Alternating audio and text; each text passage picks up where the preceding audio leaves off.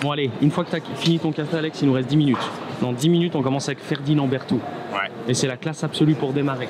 Donc là, aujourd'hui, on a 4 rendez-vous, un de plus que hier, si je ne m'abuse. On démarre crescendo, en genre diesel, quoi. Hier, on était à 3, aujourd'hui 4, demain 5, et puis vendredi 5 aussi.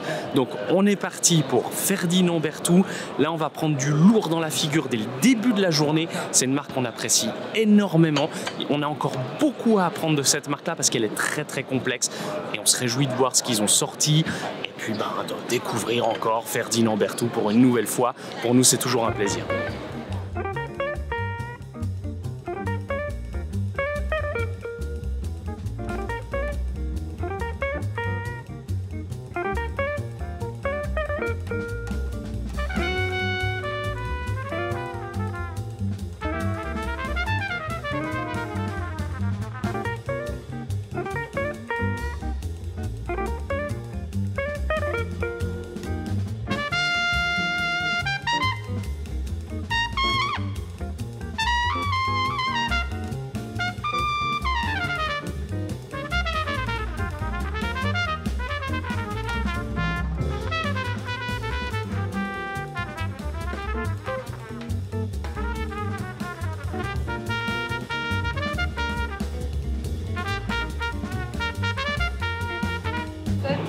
Présenté il y a 4 ans avec un cadran émail.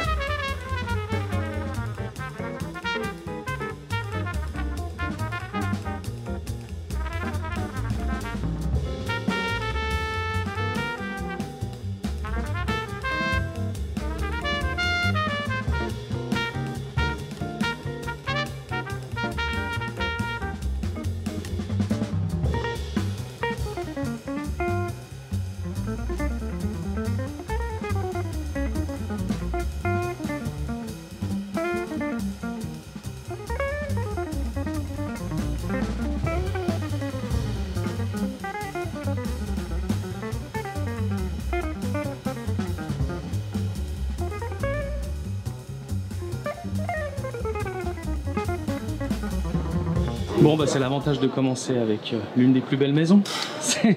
C'est à la fois très beau et très excitant, et en même temps, c'est pas très positif pour l'avenir de la journée, quoi, parce que on voit peut-être ce qui est plus beau, donc faut faire la part des choses.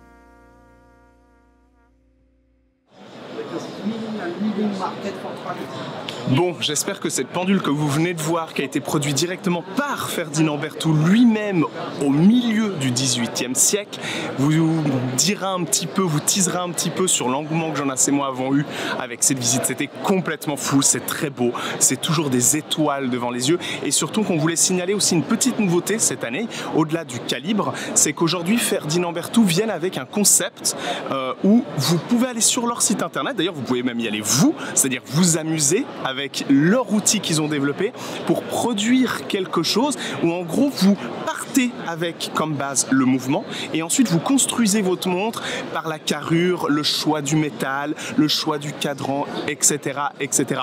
Donc pour une marque extraordinairement haute horlogerie et premium qu'est Ferdinand Berthoud, il y a quand même une audace, il y a quand même un petit jeu qui normalement est réservé à des marques un tout petit peu plus entrée de gamme. On trouve très intelligent, très bien fait, très équilibré et fidèle à Ferdinand Berthoud.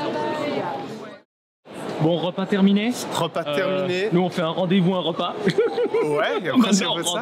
Non, mais maintenant Raymond Weil, et on en attend beaucoup parce qu'on sait qu'il y a cette nouvelle collection qu'ils appellent Millésime, hein, avec notamment une phase de lune, enfin bref, on se réjouit de découvrir et on se réjouit de se plonger un peu plus dans Raymond Weil. Ouais, et d'autant plus qu'il y a un truc à noter aussi, c'est que Raymond Weil, bah, tout comme Nomos on a fait hier, c'est la première fois qu'ils sont ici au salon Watches and Wonders, donc je pense qu'ils se mettent un peu la pression. Enfin, je veux dire, je pense qu'une première fois, tu es un peu au taquet, quoi. Donc on se réjouit de découvrir ça. Puis nous, Raymond Weil, bah, ça nous rappelle un peu des souvenirs de notre fameuse expédition en montagne avec la version qui était World Time, hein, c'est juste? Ouais, c'était la World Time. La World Time. Ah oui, mais le fameux fois, on voulait aller chercher un glacier, une grotte de glace qu'on n'avait jamais trouvé. Ouais, c'est ça. Mais c'était beau quand même. C'est juste. C'est en bas? Non, c'est en haut. C'est ici? Ouais.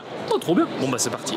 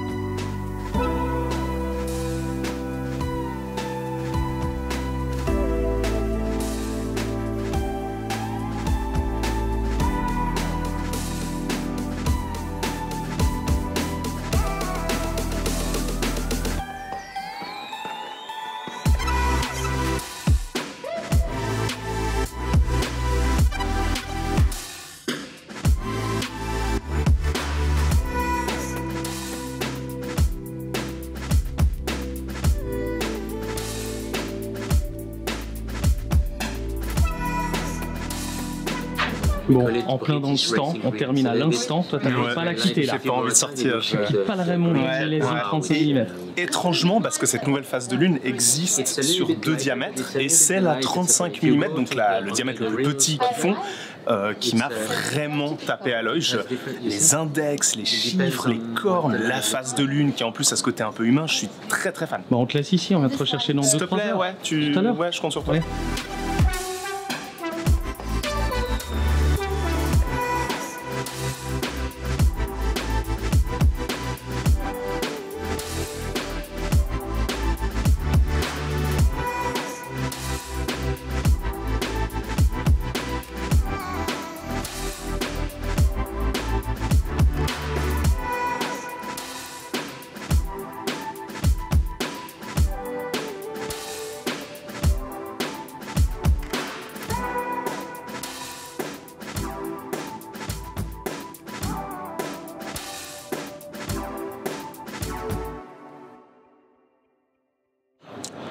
Bon, ça y est, on sort à l'instant de Raymond Weil et nous on y tenait à ce rendez-vous vraiment particulièrement parce que Raymond Weil c'est une manufacture qui est très proche de nous au sens propre comme au se figurer, quoi. C'est une manufacture genevoise qui puisait du même quartier originaire dont Jonas et moi sommes. Donc il y a une histoire, il y a quelque chose de très personnel, je trouve, dans Raymond Weil. Nous on avait adoré faire une review de Raymond Weil. Bon, maintenant ça fait 1 année, donc ça commence un petit peu à dater. La collection millésime avec laquelle ils sont en train d'arriver est, du point de vue de Jonas et moi, particulièrement belle, particulièrement réussie, particulièrement élégante et un peu sportive, bref, incroyable. Bon, 3e et avant-dernier rendez-vous de la journée, donc du mercredi, notre 2e jour au Watches and Wonders. Là, on va aller voir Baume et Mercier.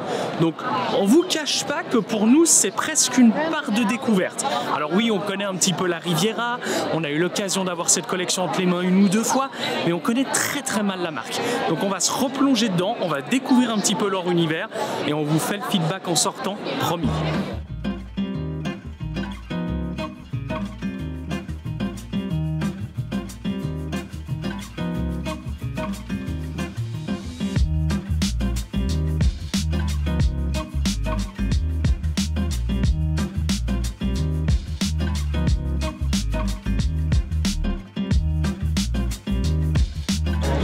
C'est chouette l'univers à part ça. Franchement, ils ont mis les petits plats dans les grands, hein. Ouais, ça donne bien.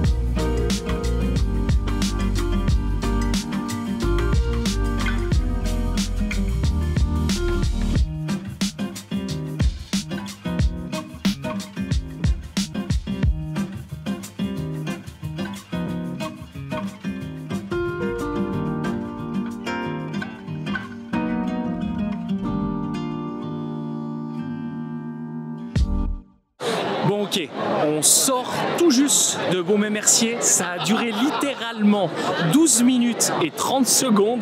Non mais je rigole, mais c'est vrai que dans ces salons, c'est aussi à chaque fois un accueil différent. On tombe sur des personnes différentes, bien entendu. En plus de ça, il y a des marques avec lesquelles on a des affinités, on connaît déjà. Il y en a d'autres, on découvre un petit peu. Beaumais-Mercier, pour le coup, on découvre complètement. C'est la première fois qu'on les voit en réel. Mais on avait déjà échangé par message il y a déjà 1 ou 2 mois. Et franchement, ça a été un peu speed, quoi.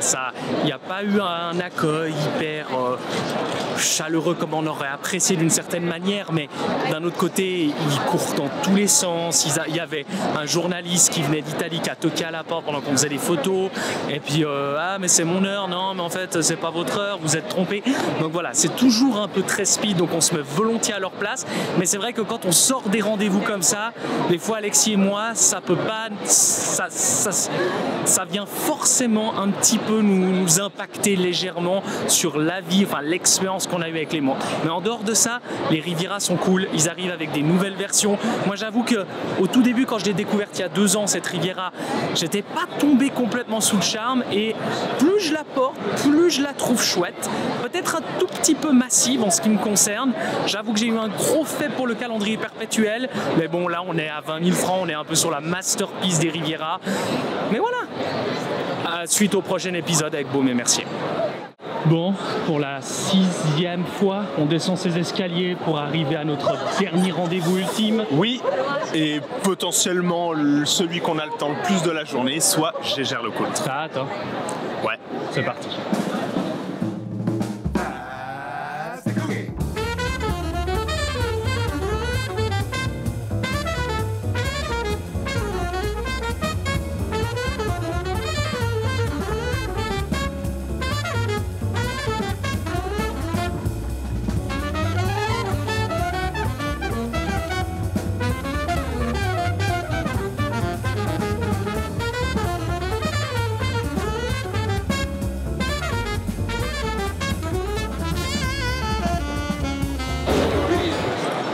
Avant, là, il y avait une fontaine.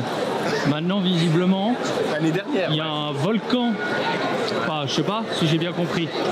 Magma. C'est cool.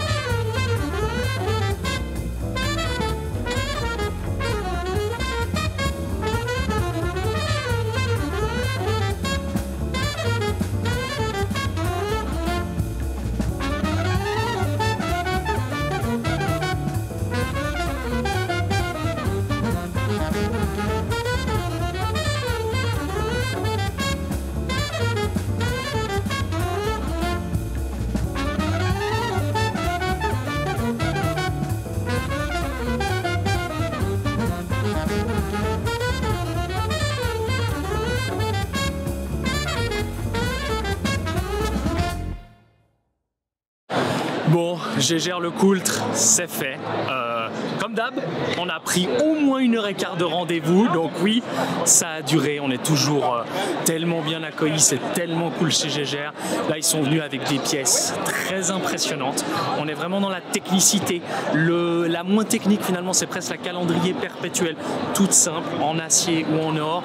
Donc, les autres, je vous laisse un peu imaginer le duomètre, c'est pas le gyro-tourbillon, mais c'est le tourbillon à 3 axes, donc un nouveau tourbillon. Ouais, on est dans les pièces d'excellence cette année, dans les pièces techniques de chez Jaeger, mais c'est là où ils sont assez forts, c'est qu'ils arrivent à la fois à avoir une grande technique, mais à avoir une certaine émotion, une certaine c'est une certaine grammaire de design qui nous touche en fait à chaque fois avec Alexis. Donc c'était trop bien, on termine un peu fatigué, mais ça va, on en a encore un peu sous le pied.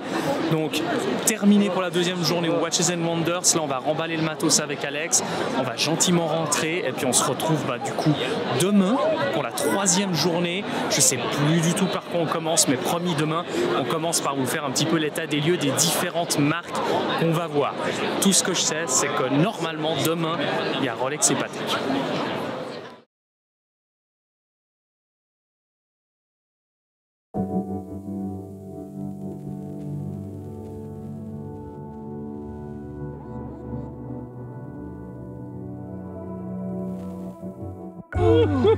C'est bon, t'es prêt? Tu reviens du pipi room? Ouais. On peut aller chez Rolex? Ouais. T'es prêt pour aller chez Rolex? Oui, allez, go. Allez, go. Prends ton matériel s'il te plaît, il va pas se porter tout seul. Oui. Tac. Et en avant, Voilà.